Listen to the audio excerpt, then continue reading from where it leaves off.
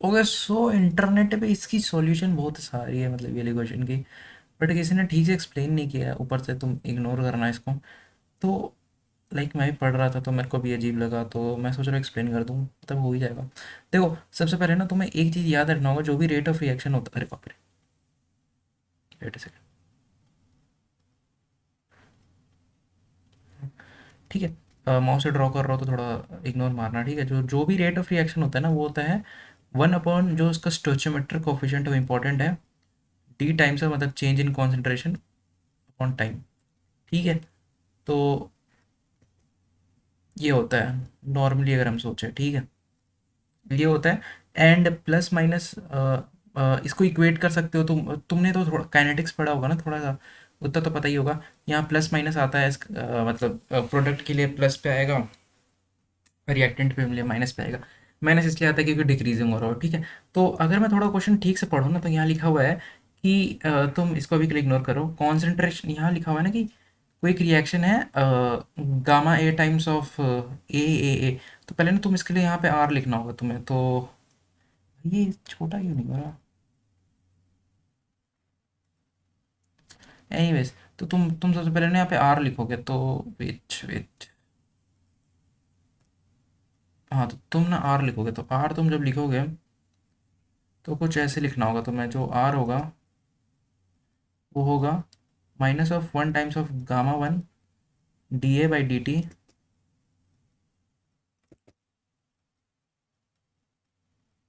अरे बाप रे,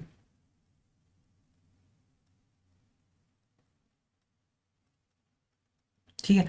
और फिर वैसे ही सब, वैसे तुम सब लिख लेना, ठीक है, मैं जल्दी जल्दी एक्सप्लेन करूँगा। तो तुम्हें क्या करना है ना, सबसे पहले यहाँ पे जो भी रिलेशन है ना, तुमको वही यूज़ करना पड़ेगा। मतलब यहाँ पे क्या बोले, पहले लिखा है rate of concentration of C changes from 10 mole to 20 mole in 10 second. इसका मतलब उसने देखो, जब तुम कॉन्सेंट्रेशन ऑफ सी, मतलब जब तुम ये बोलते हो ना rate of concentration, rate of appearance, rate of disappearance, तो ये इसकी बात हो रही होती है ओनली। ये ये जो पूरा स्टोचियोमेट्री के साथ मिलाओगे, इसको बोलते हो तुम रेट ऑफ द रिएक्शन। से अगर तुम सिर्फ इसको बोलोगे तो rate of the reaction generally यही दिया होगा। तो जो D C by D T है, अरे यार मैं ठीक से नहीं लिख पाऊंगा माउस से, पर ठीक है चलो छोड़ो, तुम ऐसे नोटिस कर लेना, जो D C by D T है वो होगा 20 - 10, मतलब वो होगा 1 आएगा, 1 मिलीमोल पर सेकंड, ये आएगा, ठीक है। और कुछ रिलेशन दिया है, तुमने क्वेश्चन में पढ़ा होगा कि rate of appearance of D, rate of appearance of D is half times of weight. ये हाफ नहीं है यहाँ पे, ये 1.5 है शायद, 1 times of rate of disappearance of B है, is equals to 2 times of disappearance of, मतलब सिंपली में कुछ ये बोला गया है कि जो D D by D T है,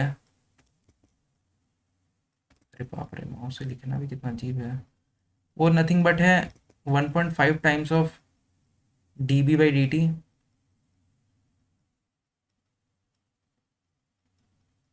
is equals to 2 times of D A by D T. यही रिलेशन है, ठीक है। और फिर इसमें इसकी वैल्यू दी हुई है, तो इसको तुमको 9 पुट करना पड़ेगा, तो तुम इससे निकाल लोगे, मतलब तुम्हें कुछ लास्ट में कुछ वैसा इक्वेशन मिल जाएगा, मतलब -1 बाई यहाँ पे कुछ यहाँ पे कुछ स्टोचियोमेट्रिक कोफिशिएंट होगा, यहाँ पे D A by D T की वैल्यू होगी, कोई एक नंबर होगा, is equals to minus times of this D B by D T, और फिर यहाँ पे आएगा 1 times of gamma 3, 1 equals to 1 times of gamma 4, 1 times of gamma 4 into, इसका शायद इसका 9 था, 9 दिया रहा था, ठीक है। अब इसके बाद तुम सोचोगे ये कैसे निकाले, भाई देखो, इसका निकालने का कोई तरीका नहीं है, तुम्हें गेस मारना पड़ेगा, मतलब सिर्फ एक ही तरीका है कि तुम किसी को वन ले लो, तुम किसी को भी यहाँ से वन ले लो, कोई मतलब नहीं बन पाएगा।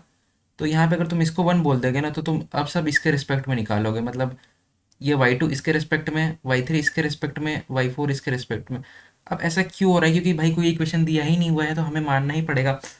और अगर तुम मान लो इसको, तुमने दो भी मान लिया ना, तो फिर वो अल्टीमेटली जब तुम रिएक्शन लिखोगे ना, तो तुम सब कैंसिल, मतलब इन द सिंपलेस्ट फॉर्म ना तुम्हें मिल चाहिए, तो तुम यहाँ से भी कैंसिल आउट होने लग जाएगा, मतलब कुछ अगर कुछ मान लो 2a आया +4b आया, प्लस आया 6c प्लस 10d।